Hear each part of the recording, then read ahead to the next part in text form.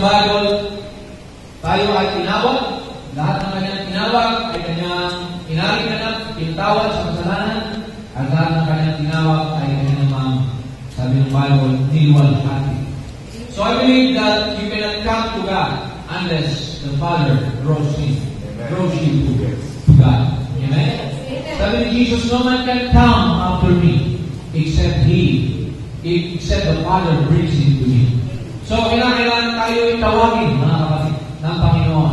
See? Hindi tayo ang lumalapit sa Diyos, ang Diyos ang lumalapit sa atin. Nalala nyo si Adan, mga kapatid, siya ay napariwala si Eva, nagtago sila. Di ba? Hinanap sila ng Panginoon. See, it is God that's looking for us. Hindi tayo ang naghanap sa Diyos. Sabi ng Bible, walang mapuwid, hindi samahan. Subalit ang Diyos, hinahanap niya yung kanyang mga anak. Amen. He will leave the 99 sheep to look for the one lost sheep. Kaya I believe na sa umaga ito, tayo hindi lamang tinawag kung bibigyan tayo ng mga gifts. See? The gift to believe the Word, see, is a gift by the Holy Ghost. Because unless the Holy Ghost leads you, the Bible is just a letter, and the letter killeth, but the Spirit giveth light to these letters. So, ang calling, mga kapatid, ay isang predestinadong katawagan mula sa Diyos. Amen. Bawat tao may appointment tayo with Jesus Christ. Yan ang sabi ni Brother Branham. Yung Samaritan woman, kahit siya makasalanan, kinatagpo siya ng Panginoon. Si Zacchaeus, kahit siya ay hindi interesado, umakyat pa siya sa puno para makita kung sino itong Jesus na to. Pero sabi ni Lord ngayon sa araw na ito, sa bahay mo akong mag-aapunan sa Zacchaeus. See, bawat isa sa atin, si Pedro, tinawag sa pangingisda, si Lucas, isang doktor, Luke was a physician. See, lahat tayo mga kapatid, mayroong appointment sa Panginoon. Ang appointment na yan, dumarating sa atin through situation na wala ka nang magawa, kundi si Lord na lang ang pwedeng tumulong sa iyo.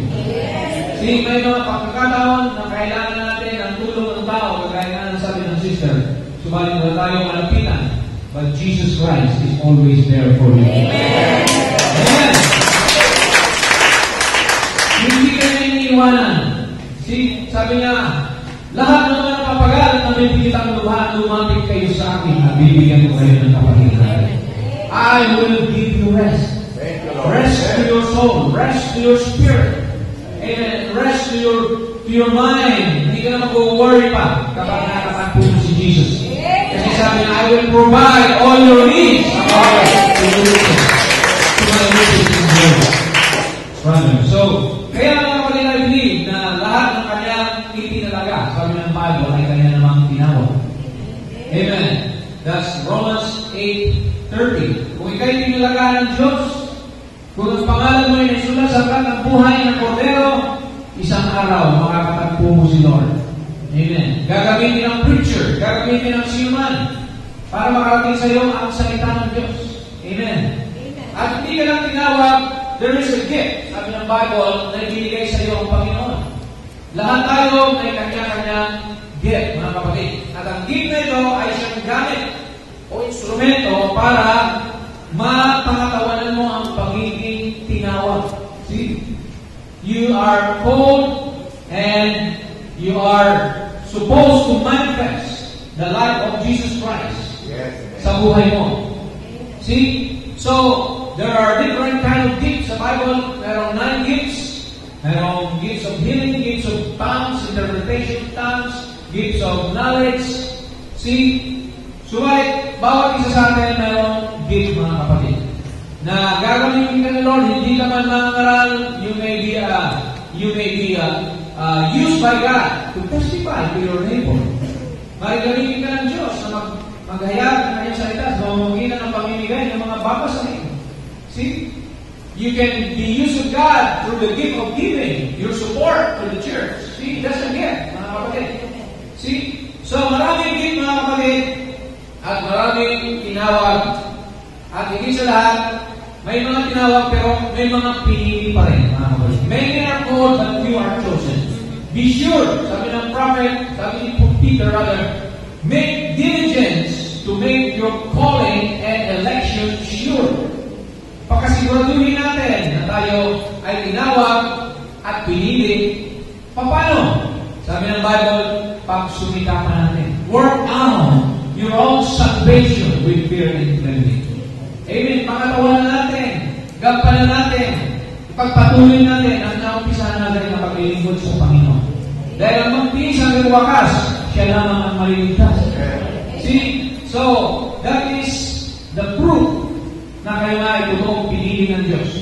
Na kayo yung nagpapatuloy. Na pinamumuhay nyo kanyang salita, mga kapatid. See, makikita natin the real gift. Ito isang quotation from Proving His Word. Sabi ni Brother, what is a gift anyhow?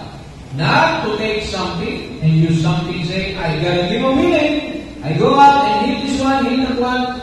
You misinterpret a gift pag ginawa natin yun. Sabi niya, a gift is to get yourself out of the way and let the Holy Spirit use you. See, that's the gift. Hindi pala sarili mo ang gift niya o galing sa Espiritu Santo. Amen. Siya ang may gift. At ang katawan mo, ang bibig mo, ang mata mo, ang kamay mo, lahat yan, ginagamit lang niya para ma-edify ang Panginoon. Maging ang mikropono ito. Walang sarili boses ito, di ba? Mali pa na may magsalita. Ganun din tayo, mga kapatid. We are vessels. Tayo ay mga instrumento ng Panginoon. God can speak through your mouth. See, and when you say, God bless you, mag-bless yung tao. God bless you. Kasi honor the Lord, yung sinabi mo. You are His son, you are His daughter. See, sabi ng Lord, whatever you ask in my name, I will do it. If my word abide in you, and you abide in me, you can ask anything in my name, and it shall be given to you. Tuloy natin ang ilang quotation. Ang tunay na gift, sabi dito, kagaya ng isang ministro, sabi niya, that's what a minister is.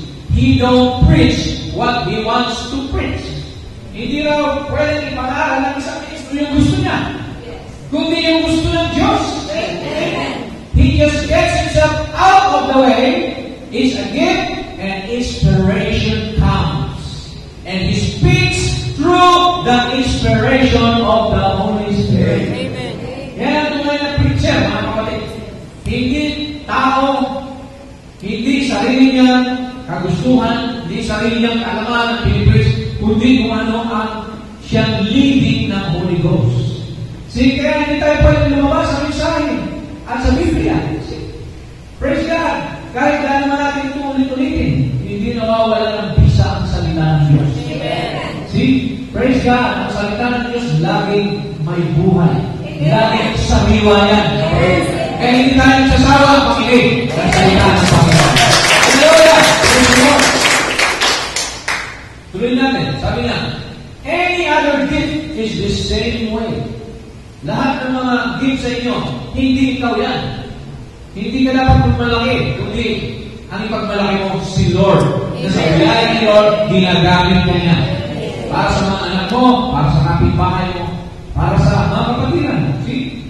Sabi niya now, ministerial gifts and so forth has been, there is first God given gifts, first apostles, prophets, teachers, pastors, and evangelists. That's the offices, that's our gifts. Yung fivefold ministry, regalo para ng Panginoon sa iglesia. See? Kung ikaw bigyan ng regalo, itatapon mo ba sa basuran? See? Hindi. Pahalagahan mo ito. Hindi po ba? See, the same thing with the fivefold ministry. Binigyan po tayo ng 5 tiklop na ministeryo. Ito po sabi ng Ephesians 4:11. And He gave. Sino itong He? God Himself. See? Pag sinabing gave, regalo. He gave some apostles. What is an apostle? Apostle is a missionary. Ito yung nagbubukas ng mga gawain sa iba't ibang lugar. May leading siya ng Panginoon na dalhin ang salita ng Diyos sa mga remote area at pagbukas ng gawain, and then pag nabuksan na, mag-raise up ng pastor. Aalis naman siya, aanap naman siya ng lugar na pagmimisyonan. That's an apostle. Then, Pangalawa, prophets. Ano mga propeta? Sila ay mga seer. They see visions. They dream dreams. And the word of the Lord comes to the prophets. Di ba sabi ng Amos 3:7, God will surely do nothing except He reveal Himself to His servants, the prophets. So kaya mga kapatid, mayroon pa rin propeta sa ating kapanahonan. There are major prophets and there are minor prophets, what we call the gift of prophecy. See, nakakapagula sila, nangyayari yung kanilang hinihula. And then evangelists. Ano ito yung mga evangelists, mga kapatid? Mga evangelista. Ito yung parang mga fireboard.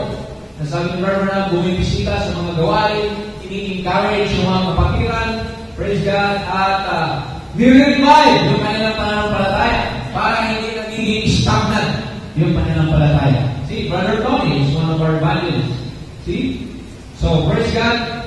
And some pastors, yung iba ay mga pastor na nagpapakain ng kawan. Ang pastor ay shepherd. Sabi ng Bible, isang pastor na tinipo sa isang shepherd, pastor ng mga tupa. See? Because he guards the sheep. Ang tunay na pastor, hindi niya iwanan ang kanyang tupa. Dahil makapasukin ng mga lobo, ng mga mababangis na hayop. See? That's the true pastor. Iniingatan niya ang kanyang kawan. At hindi niya ito pinapakain ng lason. Di ba?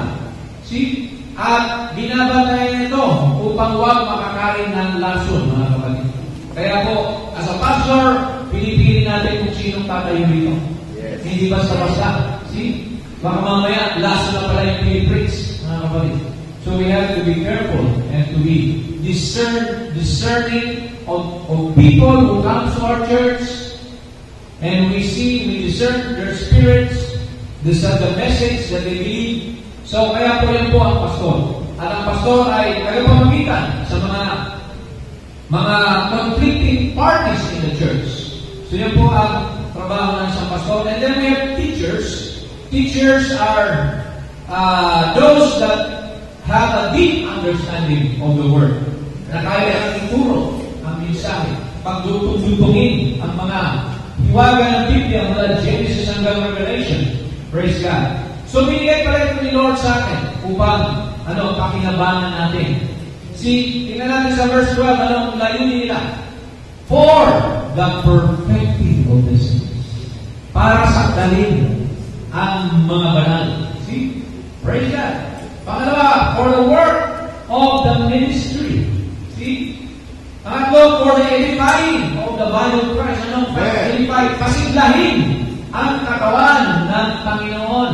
See? They are there to make your faith work. See? Kasi pagka isang bini, hindi mo diniligan. See? Hindi po yan tutubo. Magiging stagnant yan. See? Kailangan i-cultivate. At ganoon din po ang fivefold ministry. Verse 13. Till we all come in the unity of the faith. So lahat ng mga gifts pala ito ang layunin para tayo magkaisa sa pananampalataya. Hindi yung magkababahagi, mga kapatid. Para magkaroon ng unity or harmony in the faith and of the knowledge, revelation of the Son of God, unto a perfect man.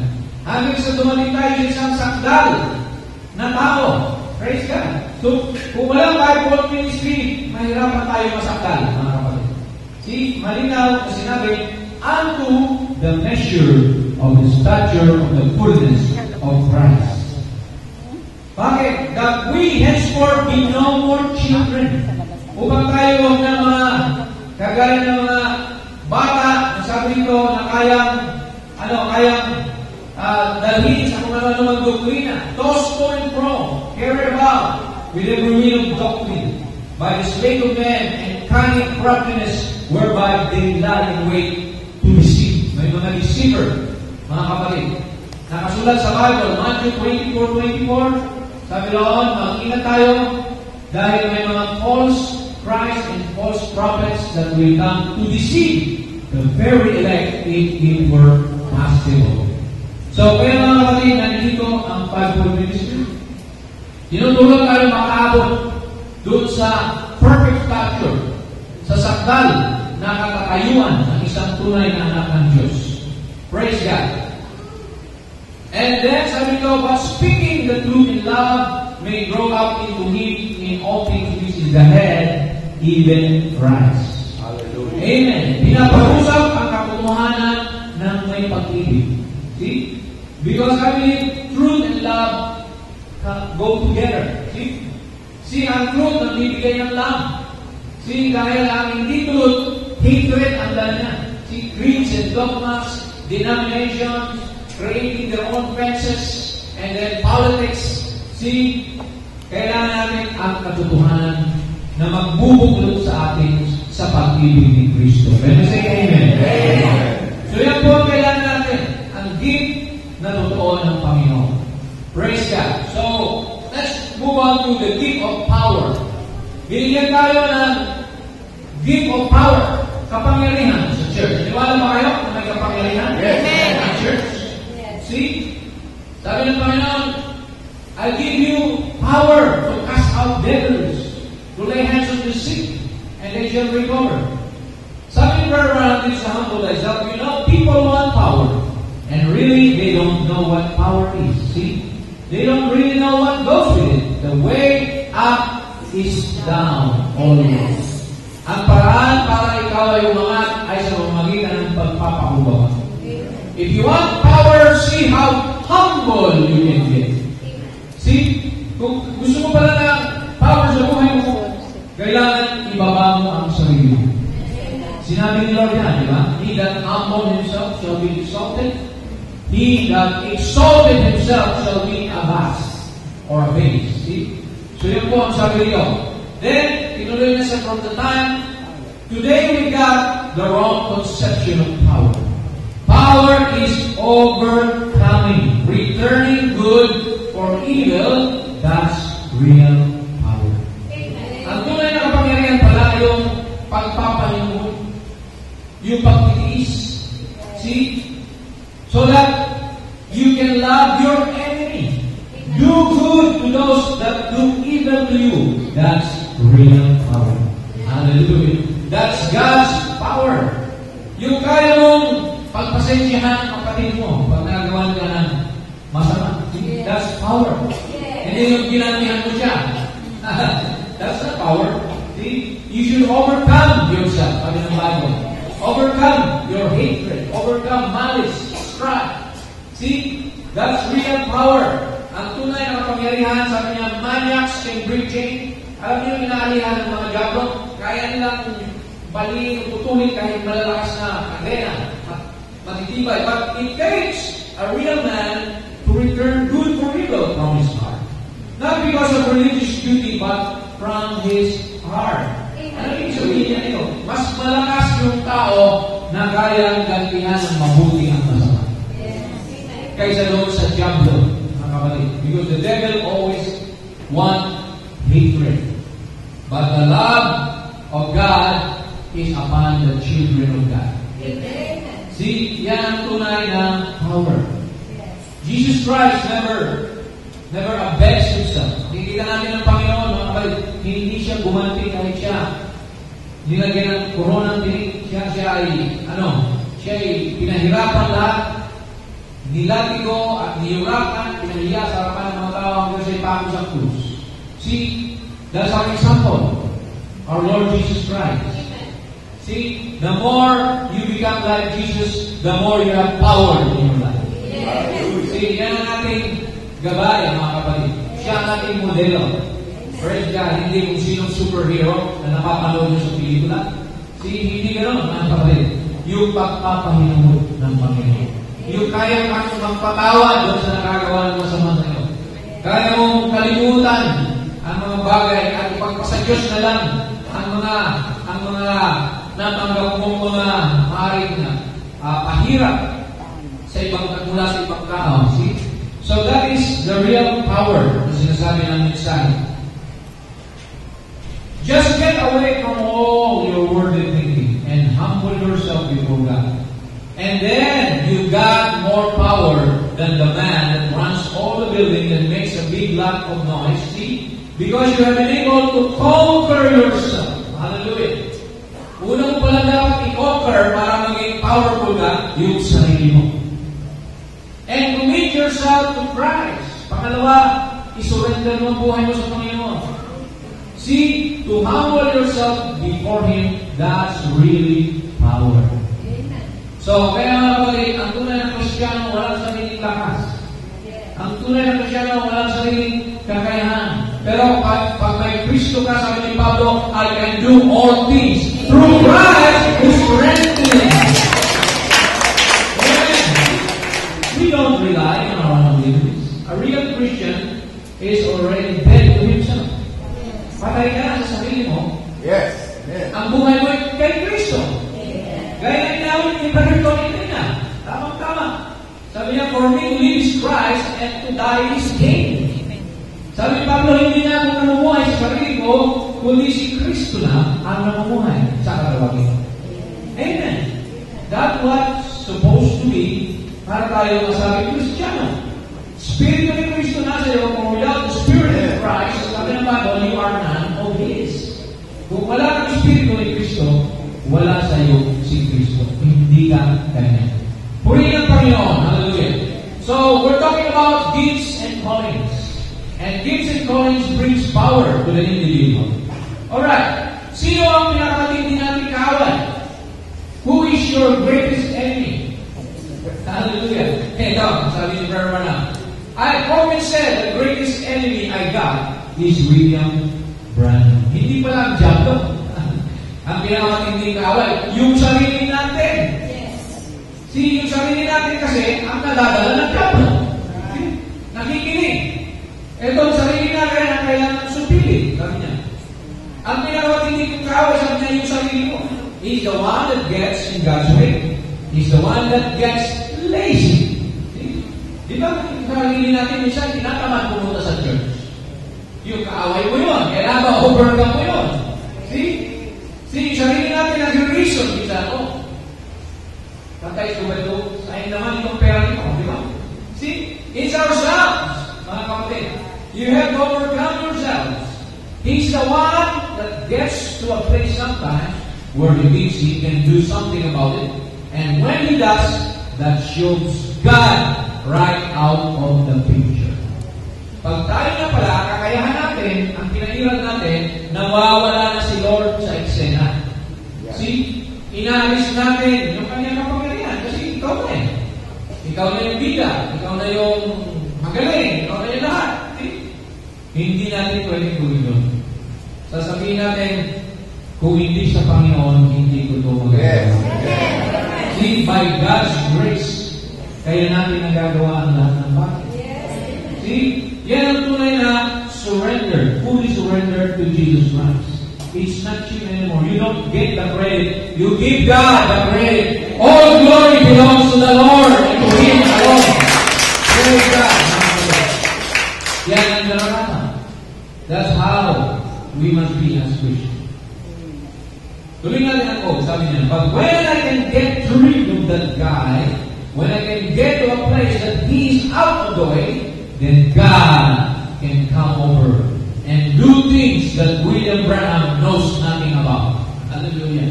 See, kaya gumawa ng Diyos sa buhay natin ng mga bagay na hindi natin kaya kapag naiintindihan siya. Diba? All things are possible to them that believe. And that belief or faith na nasa iyo, hindi mo sariling faith yan. Kundi faith in Jesus Christ na nilaglag niya sa puso mo para mapaniwala wala kang pangalan. See, I mean, brother, you have no faith of your own. Ano tayo pananampalataya? We only have 5 senses. We only believe things that we see, we hear, we taste. But kinakailangan mo yung pang-anim na pandaman. The 6th sense, which is faith. Amen. Yun ang naniniwala sa mga pangako ng Diyos.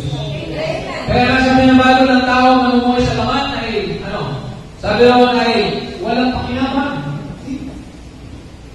Sabi ng flesh and blood shall not inherit the kingdom of God. Ang mag-inherit ng kingdom of God, sila na may mga faith. See, by faith you are saved. By grace rather, through faith you are saved. See? Kaya kailangan natin ang pananampalataya. Hindi natin pananampalataya kung hindi pananampalataya ng Diyos. Can you say amen? Amen. That's when God can use you. Kailan ka pwede gamitin ni Lord kapag inalis mo na ang sarili mo sa eksena at siya na ang namumuhay sa iyo. Yes. That's when He can use any of you. Sabi ng prophet. He can use anybody when we get out of the way.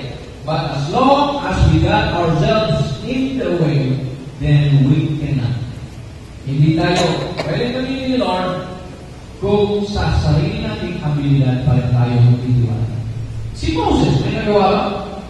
Yung kanyang talino, yung kanyang magiging mighty general sa Egypt.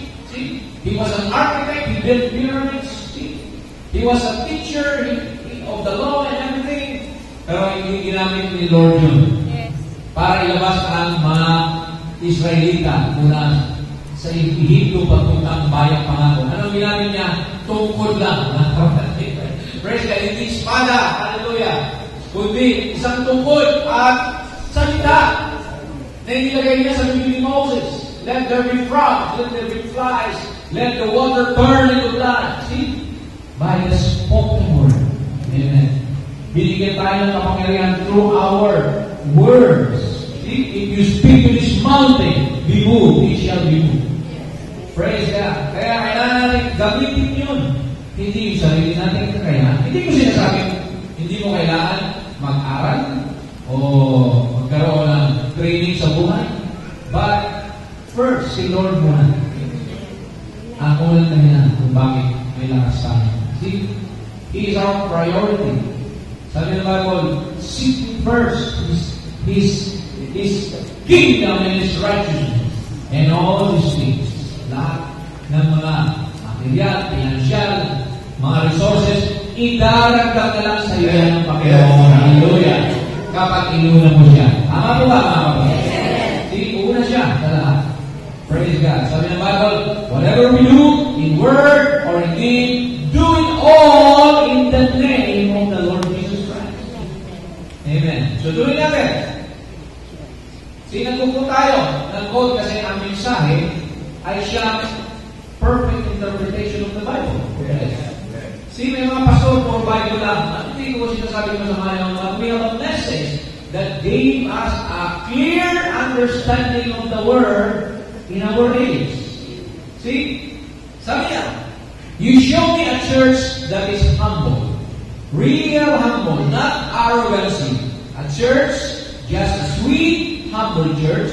I'll show you a church that has the favor and power of God in it. Hallelujah. Pakitaan mo ko ng isang iglesia, sabi ni Brother Branham, na sila ay sweet, sila ay humble, hindi sila arrogant, nandoon ang pabor at kapangyarihan ni Lord sa church niya. Hallelujah. Amen. See? That's right. That's the thing. It takes humility, humbling ourselves before God, letting God just work through us. Don't have to make a lot of noise. Yung Pentecost, napakaraming ingay na, di ba? Sa nagkakalunan pa yan, sisirto pa yun pa. Pero nasa ang power ng Panginoon. See? Pagdating ng preaching ni Pastor, natutulog. Masaya lang pagka may tugtugan. See? Ang tunay na Kristiyano, hindi lang masaya pag may tugtugan. Masaya siya pag nakakarinig siya ng salita.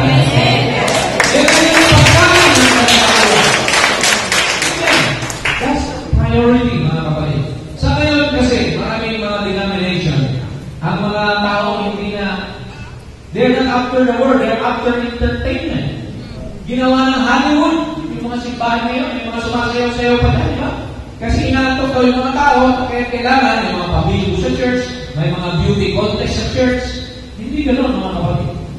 You cannot mix the world and God. You cannot serve Mammon and God at the same time. See? You either have to love the world or hate God, or love God and hate the world. See? Ganun po yun, mga kapatid. So, we don't copy what the world does. See? Wala na tayo mga television program. Diba? Sa parang ni Brother Branham, hindi man lang siya kumuha ng TV program at kung saan yung kasyo. Sabi niya, ang bride, hahanapin ang mensaheng ito. See, ang tunay na pinili ng Diyos, message ang maghahanap sa Kanya. Hindi yung mga kung ano pa. See? Praise God. Ganun tayo mga kapatid. This is not a public show. This is pertaining to the hidden mysteries that is only given for the consumption of the bride. Amen. See, it's an exclusive message for the predestinated elected seed of God before the foundation of the world. Kaya hindi tayo napaparamihan eh. We are not after the number. We're not after the quantity. We're after the quality of the believers of God. See, we don't count numbers here. See, alam ng Diyos kung sino Kanya. Kompleto na ang lahat ng mga ligtas. Doon pa lang sa langit may listahan ng Diyos. Lalapit sila sa Panginoon. My sheep shall hear my voice. As a stranger they will not follow. Siya tunay na bride, tunay na pinili. Kilala mo ang tamang mensahe. Kilala mo ang tamang church na dapat mong puntahan. Praise God. Amen po ba? Amen. Glory to God. Kaya makikita natin dito ang mga gifts ni Lord sa kanyang church. Sabi niya, blessed are the poor in spirit. Matthew 5, verse 3. For theirs is the kingdom of heaven. Blessed, pinagpala sila ng mga namimighati. They that mourn, for they shall be comforted. Praise the Lord. Blessed are the meek, for they shall inherit the earth.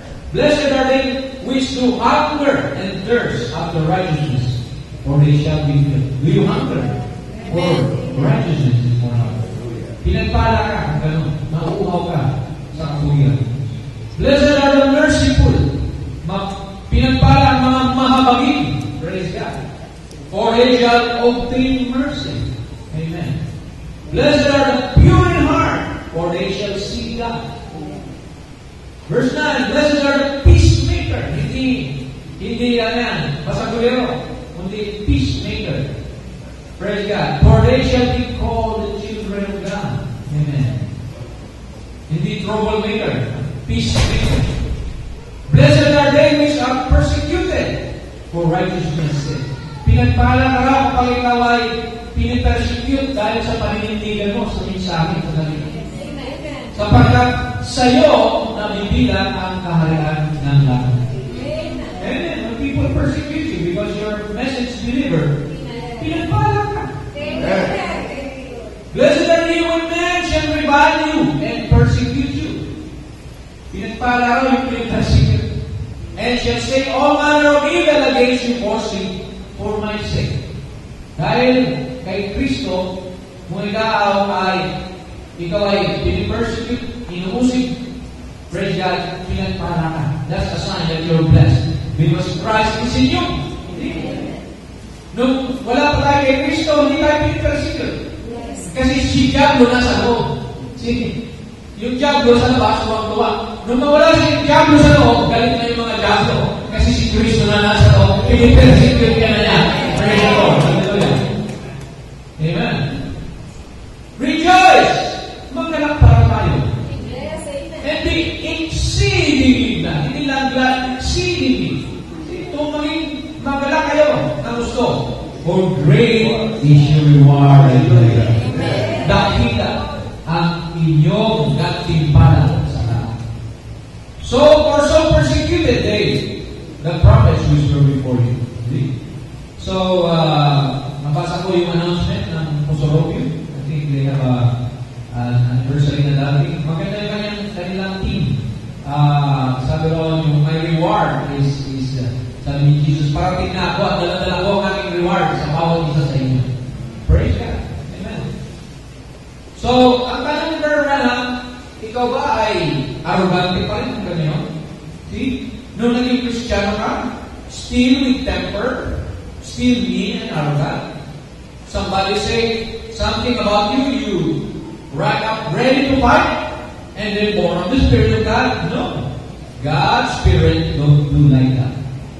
Kung tayo ay mahilig pa sa away, mahilig pa sa gulo, hindi raw trabaho ng Espiritu Santo lang yun siya.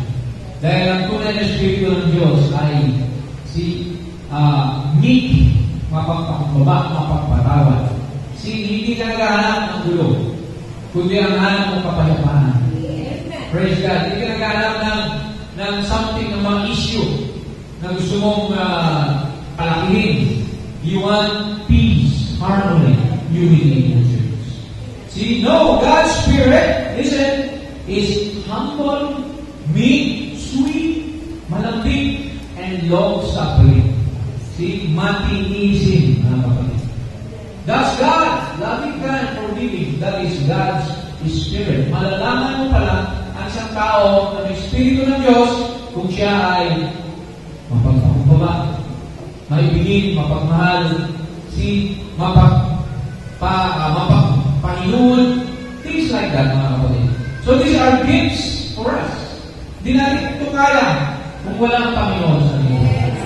Ang tao normally, tayo ay makasarili, di ba? And our nature is a selfish nature nung pinanganak tayo. See, kahit mga bata, nagagawa niya sa laruan eh. See? Akin to, akin yan. See? Ganon ang tao. Hanggang sa lumaki, pagka hindi na born again, gusto niya kanya lahat. Saking, ganin, and everything. So, hindi po tayo ganon. Pag binago ka na ni Kristo, amen, kontento ka na kung ano lang ang ibigay sa iyo. Amen! May kasapatan tayo sa buhay, mga kapatid. See, we don't what we call, hindi tayo nag-crave for more and more because yan ang gusto ng diablo, na magkaroon tayo ng dissatisfaction. Ang tao hindi satisfied, kahit milyonaryo niya, nanginginayang pa yan kahit sa isang sentimo na mabawasan yung milyon niya. See? Oo nga naman, isang milyon, pabilangasan mo ng 5 centavo, hindi na 6 milyon. So, kaya makikita natin, huwag tayo mag-focus sa salapi. Sabi ng Bible, for the love of money is the root of all evil. Kaya, that's one of the portion of our Branham, diba? Sabi niya, 3 things that especially minister, na mag-ingat ang mga ministro. Pati kayo, sabi niya, especially to the male, sabi niya, money, popularity, and women. So yan po ang madalas na ginagamit ng diablo para itumba ang mga alam ng Diyos. Si Samson, bakit nahulog si Samson? Dahil sa babae. Si David, ganoon din. Si Solomon, dahil sa pride, popularity. Saul. Si Saul, mga kapatid. Yun na hindi siya kay David. See, because nag-pop up siya, gusto niya siya popular. Sabi ng mga tao, Saul with his 500, David with his 1,000. Yung mga napatay nilang mga kinukumpara kasi sila ng mga tao. Praise God. So, kaya gano'n, mga kapatid. And then, ano nangyari kay Balaam? Balaam sold himself for money, or dollars, or what we call, itong mga silver and gold. See? So, kaya mga kapatid, pinag-iingat tayo ng Bible. Na sana huwag tayo mahulog sa mga bagay. Can we say amen? Amen. Okay, sabi po sa Proverbs 6, may 7 bagay na dapat tayong iwasan. 7 things. Sabi nito, these 6 things that the Lord hate, mga bagay na pinamumuhian ng Panginoon. Yea, 7 are an abomination unto Him. One is a proud look. Isang mayabang na itsura. A proud appearance. Kumbaga. Pangalawa, a lying tongue. Isang sinungaling na dila. Pangatlo, hands that shed innocent blood. Mga kamay na pumapatay. Praise God. Pang-apat, a heart that devises wicked imagination. Pang-lima, feet that be swift in running to mischief. Pang-anim, a false witness that speaketh lies. And pang-pito, he that soweth discord among brethren. Isa-isahin natin ito, mga kapatid. Kasi ito ang hadlang sa paglilingkod sa Panginoon. Ito ang nakakasira sa harmony ng church. So, praise God, mga kapatid. Unahin natin yung a proud look. See, what is a proud look? Tinawag din itong haughty sa Bible. Arrogant, haughty. This describes the feeling of pride looking down upon others. See, egotistic. Yung masyadong mataas ang opinion sa kanyang sarili. See, masyadong malaking pa sarili. Praise God na ibinababa niya ang ibang tao. See? A better, holier than thou attitude. Mas magaling ako sa kanya. Mas marami akong pera sa kanya. Mas talentado ako kaysa sa kanila. See, ito lang po yung ayaw ng Diyos.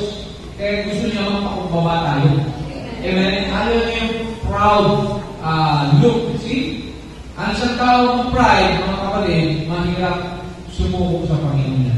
Mahirap mag-apologize siya minsan. Di ba? Kasi, bakit ako magsusorry? Wala na akong kasalanan. So, makikita natin, yan ang mga pride people. So, ano ang mga palatandaan ng isang tao ay proud? Una, mga kapatid, tingnan natin si Pablo. Naalala niyo si Pablo, mga kapatid. Sabi ng Biblia, binigyan siya ng isang tinig. Tinig sa laman upang huwag siyang magmapuri. 2 Corinthians 12:7. Unless I should be exalted above measure, sabi ni Paul, through the abundance of the revelation. Ang dami kasi yung revelation ni Pablo. Mula nang makasalubong niya yung pillar of fire. There was given to him a thorn in the flesh, the messenger of Satan to buffet me, lest I should be exalted above measure. Maging si Pablo. Upang wag si Pablo mag-pop up, binigyan daw siya ng isang tinig sa laman. Ano yun? Yung kanyang paningin. Nung masilaw siya doon sa nasalubong niyang pillar of fire, alala nyo, on his way to Damascus, mula noon yung kanyang mga laay, napulat siya hanggang sa malaya siya ni Ananias sa Bilibay, at siya ay nakakita mo rin, pero hindi na niya mahilat ang mga sulat niya. Sabi ng history, napakalaki ng mga letra pag sumulat si Pablo.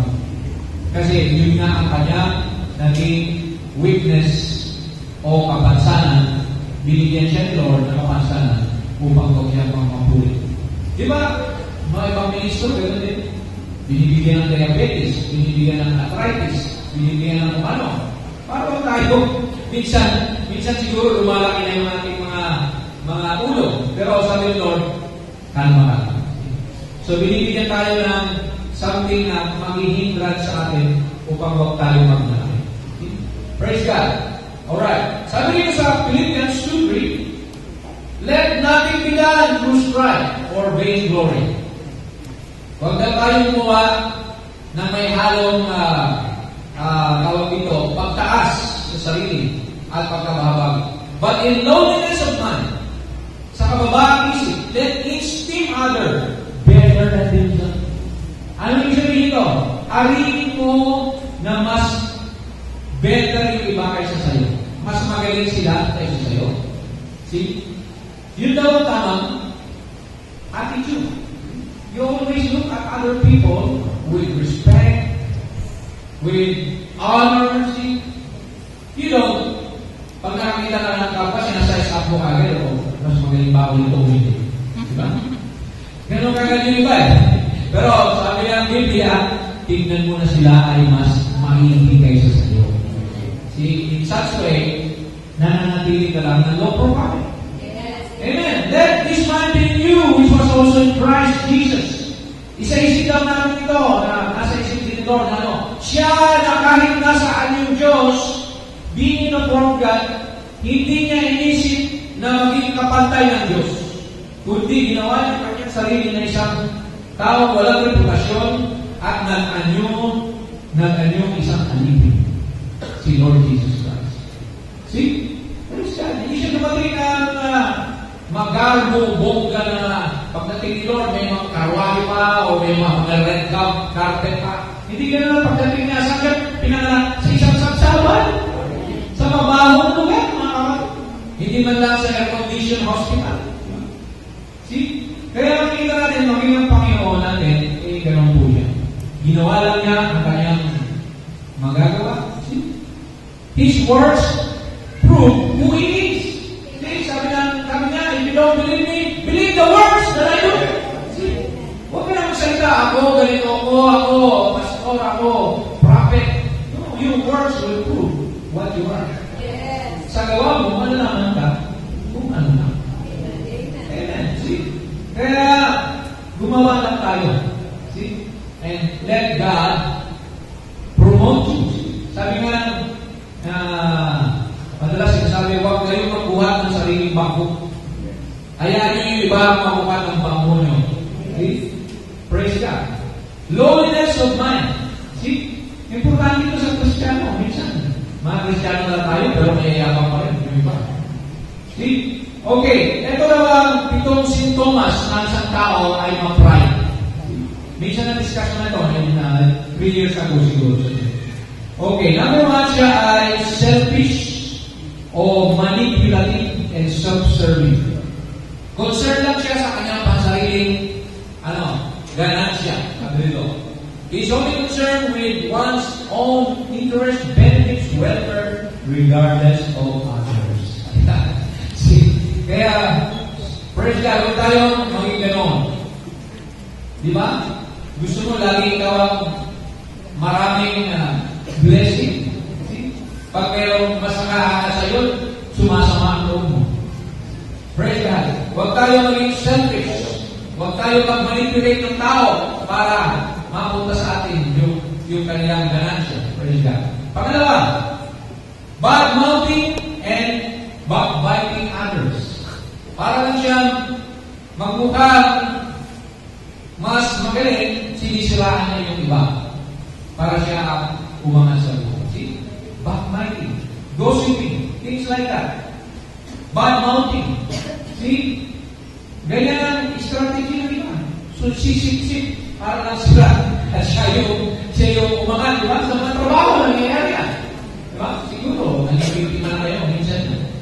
Basta ikaw mag-promote. Siniraan ka at na-promote yung wala namang ginagawa. Praise God. Anong sabi ng isang quotation? You never look good trying to make someone else look bad. Okay? Magre-reflect din sa'yo yan. Kung ikaw ay mapanira, wala kang titiwala sa iyo. Baka siraan naman yung tao rin. Di ba? See? You don't do good. Sabi pa nga, God will not promote someone who demote others. Praise God. Kailangan, see? Sabi ni Barbara, kung kayong alam nyo na may masama doon sa tao, huwag nyo lang ikalit pa. See? If you can think of something good, don't speak at all. See? Ganun na yung tao, ingalan mo pa. Ipag-pray mo na lang yung tao na baguhin siya ni Lord. Praise God. Amen po ba, mga kapatid? Do we follow?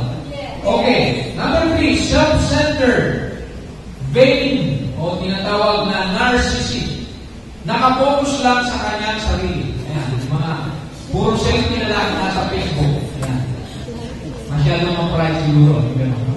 See, deriving self-gratification from admiration of her own or his own physical and mental attributes. So, hindi masama mag-selfie. Pero kung puro selfie na lang, araw-araw, nasa Facebook, mukhang may problema ng tao nito. Kulang sa pansin. Praise God. So, praise God. Yan po ang kailangan natin. Don't focus on too much on yourself. Okay? Praise God. Pang-apat, irritable. Ayan. At saka, masyadong oversensitive. Pag pinano mo ng konti, galit na. Diba? See? So, pag pinintasan mo ng konti, hindi na niya kaibigan. See? Yan ang mga pride na tao. Masyadong sensitive, mga kapatid. See? Huwag naman tayo maging sensitive.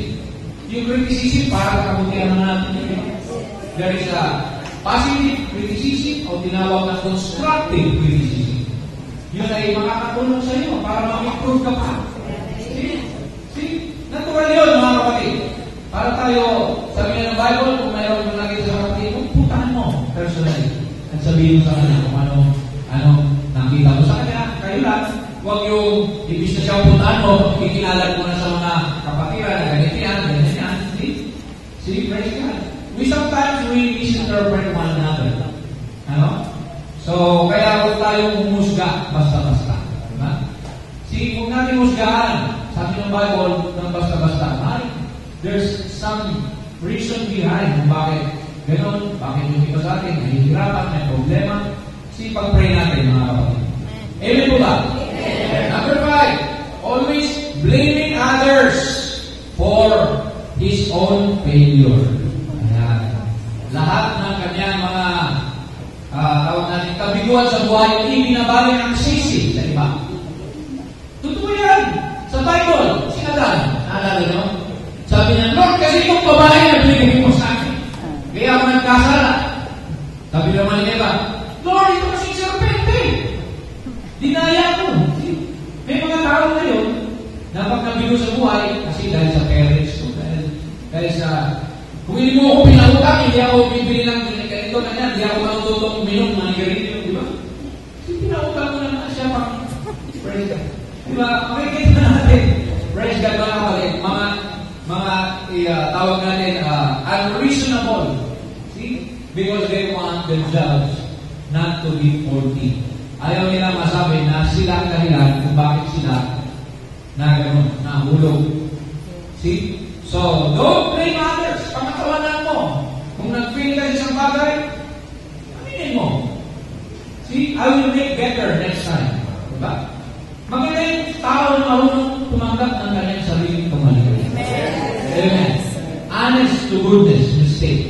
Okay? Hindi natin may iwasan na nakakamali tayo, tao pa tayo. May mga weaknesses tayo. Pero kung hindi mo kayang situin yung sarili mo at isisisi mo pa sa iba, see, that's not the Spirit of the Lord. Kailangan tayo ng pangababa sa mga natin at aminin kung meron tayong kamali. Number 6, ito ang isa pang katangian ng isang pride. Ayan, palagi inggit at nagsiselos at nagsususpensa at natatakot na may karibal siya o sabi ito na unfaithful sa kanya yung kaibigan niya o mahal sa buhay. Mahirap po yung gano'n, mga kapatid, na lagi kayong suspetsoso o suspetsosa. See, that's not the spirit of Christ. We have to learn how to trust one another. See, may mga tao na, bakit mas higit siya ni sister kaysa sa akin? Dapat dito siya sa grupo ko kaysa siya sa grupo nila. Di ba? Pangit yun, may grupo sa church. In the first place, sabi ng Bible, sabi ng message, do not be clannish. See, huwag tayo maging clannish. See? Na may kampi-kampi. See? Lahat tayo magkakapatid. Amen. Kailangan natin ang isa't isa. See? Praise God, mga kapatid. So, try to trust, be happy if your brother or sister is being blessed by God. Saya ka, hindi yung nag-self-pity ka. Dahil nag-bless yung ba ikaw wala pang blessing. Anak ka ng Diyos, hindi ka kakalimutan ng Panginoon. See, you have your own portion. See? Praise the Lord. Amen. Panguli, pagpito, nagiging discriminative, nagiging prejudicial. Nag-form ng negative opinion. Kaya, yun na yung nagtatanim ng sama ng loob. See, unreasonable opinion, feelings, or attitude towards a group of people, especially of a hostile nature. Kaya, pag nagalit sa isang tao, lahat na lang gagawin ng tao na yung masama na. Pangit yun, nagiging prejudicial. The word prejudicial means prejudge. Ginadjudge mo na agad, hindi pa nga nangyayari. See? Tinahitahin mo na, wala pa namang ginagawa sa'yo. Yan po ang sabi ito na prejudicial.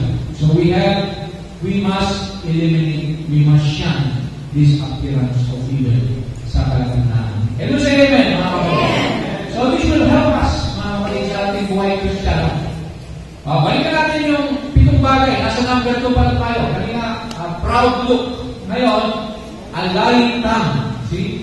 Ang lying tongue na sinasabi ng Biblia na dapat iwasan natin ay yung nagpapabricate at nagsasalita ng false para lang malisip ang ibang tao. See?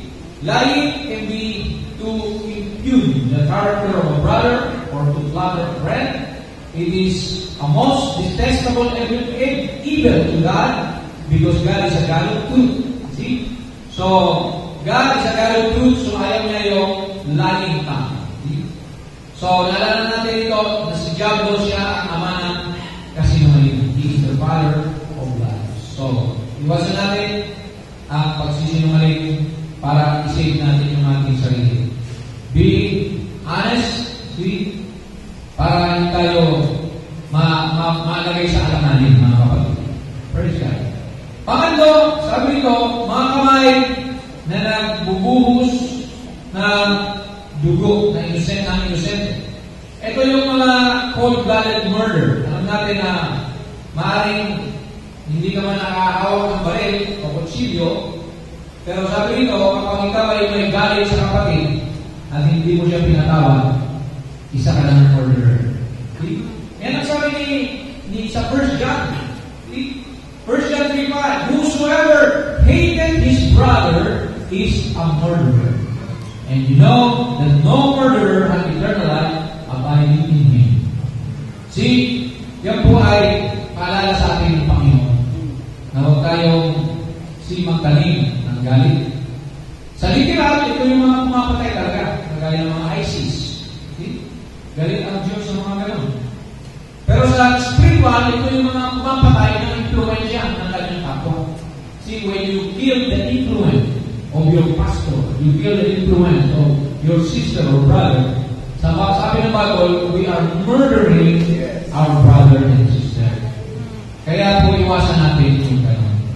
See, praise God. Matuto tayo ng patawad, matuto tayo na meron tayong maluwag na pagtingin, or rather, clean heart and mind. See? Pangalawa, okay, malapit na tayo. A heart that devises wicked imagination. Ang puso na nag-isip daw ng mga masasamang imahinasyon. See? For personal benefit or misguided objectives. Praise God. Kagaya ni David. Anong ginawa ni David kay Uriah? Kilala niyo si Uriah? Siya yung asawa ni Bathsheba. See, ano nangyayari? Para makuha niya si Bathsheba, ipinadala niya si Uriah sa labanan at doon pa sa unahan. Para pag napatay siya, makuha na niya si Bathsheba. Ayan. So, makikita natin yan, mga kapatid, God's wicked imagination. Wicked plan sa mga kapatid mo. Ayaw ni Lord ng ganoon. Praise God. Glory to God. Panglima, feet that are quick to rush into evil. Mga paa na napakabilis gumawa ng kasamaan. See? Ito yung kagaya ni Eva. Si Eva ay nilapitan ng serpente. Hindi man lang niya nilabanan ang tukso. See? Kundi naakay pa siya doon sa matatamis na mga nalitan ng serpente na magiging kagaya ka ng Diyos. Malalaman mo mabuti at masama kapag itong bunga nito ay kinain mo. See? So, don't rush. See? Maraming tao na nagko-compromise sa kasamaan. Tingnan natin si Lord kung siya ay inukso. Di ba? 3 tukso pa yung kanyang kinaharap. Pero lahat ng yung mga kapatid hindi niyang pinatulan. Kundi sinabi ng Kinabanas, it is written, nasusulat, huwag mong tutuksuhin ang Diyos mo, Panginoon mong Diyos. Sabi niya, gawin mong tinapay ng bato. Sabi ng Diablo. Sabi ni Lord, ang tao hindi mabubuhay sa tinapay ng bato. Kundi sa bawat salita na utawin sa Panginoon. Always quote the Bible when something comes to you. Temptation. See? Always go back to the Word. Malilipit mo ang Diablo sa pamamagitan ng salita ng Diyos. Kasi ang tabak ng Espiritu Santo. Amen. Number 6, false witness that speak lies. Ito ay similar doon sa lying tongue, but ito ay nagdadala ng kasamaang palad sa isang tao. See? False witnesses. Ito yung commandment ng Lord na pagsiyam. Sabi niya, thou shalt not bear false witness against your neighbor. See? Praise God. Makikita natin na ito yung nangyari din sa panahon ni Nabot. Pamagitan ni Jezebel ay binato. Itong si Nabot ay kanyang siniraan at alam natin na binaliktad ang kwento. Papito, sabi ito, he that soweth discord. Ano bang discord? Pagkabahagi. Ayaw ng Diyos ng tao na siyang nagiging may pakanan ng mga pagkabahagi sa Diyos. See? Because we are created to live in unity. by God. Anyone who purposely causes disruption to the peace in the body of Christ will displease God above all, since that person gives room for other sin and for himself to sin further. So, sabi ni Lord, kanina, blessed are the peacemakers, hindi troublemaker. Kaya mga kapatid, kung tayo ay troublemaker, sa labas, huwag na natin dalhin dito sa church. Praise God, dahil ang Diyos hindi nalulugod sa mga bagay na gano'n. Amen. So, finally, ito ang ating pinaka-suggestion sa atin ni Matthew. Sabi niya, watch and pray that ye enter not into temptation.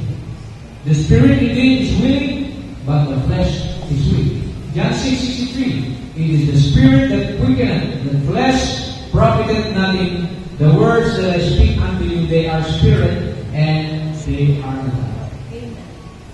Alam niyo ba, pag na-born again kayo, ang nabuborn again sa atin yung kaluluwa. Itong laman, hindi pa nabuborn again ito, kaya kailangan supilin ito. Sabi ng Bible, di ba? Nung na-born again ka, hindi ka naman, kung ikaw'y maitik, hindi ka naman puputi. Di ba? O kung ikaw'y medyo pandang, hindi ka naman tumangkat. Wala naman bago sa physical mo. Ang nagbago yung sa loob mo. Yung puso mo na kumukontrol sa spirito at sa laman mo. Kaya sabi ng Bible, we have to mortify the deeds of the body. Tuloy natin, mga kapatid, sa 2 Corinthians. Sabi niyo, casting down imagination. Isang topic mo. Ang lahat ng imahinasyon at anumang mataas na bagay na nagmamataas sa karunungan o kaalaman ng Diyos. And bringing into captivity every thought to the obedience of Christ. Dalhin natin sa pagsunod lahat ng ating mga iniisip, ginagawa, praise God, bring it to the word test. Sabi ng prophet Noah. Word test. Yan po ang tinuro sa atin. Ito ba, sabi ni Pablo, I die daily. See, we have to die. Ilan ba ang buhay ni Pablo? He's not speaking about his life. He's speaking about his carnal self. Yung pagiging carnal. Kailangan mamatay. Hindi kaluluwa yan, mga kapatid. Kasi kung kaluluwa yan, ilang kaluluwa yan sa isang taon, 365 souls yan. Hindi lang 2 souls. So yan ay kamatayan sa ating carnal na pagkatao. Praise God. Amen. Ito, sabi ni Abraham, as long as you are in this life, 1964 to, bukas na sabi. As long as you are in this life, you're going to be sticky and have a carnal nature that's going to bother you as long as you live. But the inside of you, you're born again. Amen. Born again ka sa loob, pero itong katawan natin, ito ang kalaban natin. See, we have to tame the flesh.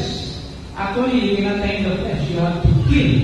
See? Praise God. Kaya yung black dog tsaka white dog, sabi ni prophet. Na-born again na yung Indian. Pero sabi niya, lagi may labanan pa rin sa loob ko. Sabi niya, parang may puting aso na gusto kong pagawin mabuti. At mayroong itim na aso sa loob ko na nakikipag-away, gusto kong pagawin ng masama. Pero ano ang solusyon? Sabi ni Reverend, sino nananalo sa dalawa? Nalaman ko, sabi niya, na kung sino yung pinapakain ko ng marami, yun ang nananalo. See? Praise God. Kung pinapakain mo yung spiritual na buhay mo, ng salita ng Diyos, ng pagpunta sa church, ng fellowship, mananalo, mananaig yung spiritual life. Pero kung akala mo, o yung sarili mo, pinapakain mo ng mga makasalibutang bagay, nandito ka sa talk-ins, nandito ka sa sugalan, sa diskuhan, sa nightclub, sino mananalo? Eh yung itim na aso. Igadaw ka niya. See? Kaya praise God, see, once you're born again, your soul has been converted, but you still have to battle with the 10 faculties of your body and spirit. See? Hindi lang physical. See, hear, smell, taste, and hear or feel. 5 yan, pero sa loob mo meron pa. Yun yung affection. Diba? Kailangan supilin mo rin yung affection. May mga nagkakakras sa mga unbeliever. Kailangan supilin mo yun. Diba? See? Yung reasoning mo, na gusto mo, minsan putulin pa yung mga split ends ng buhok mo, reasonin mo. Kailan sumilin mo yun? Lahat yan, memory. May mga memory tayo. Na noon, halimbawa, nakakagat ka ng aso.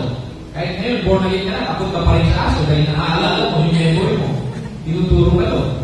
See, kailangan yan, ipasakot natin lahat sa ating Panginoon. Amen. See? Praise God. So, battle with your flesh.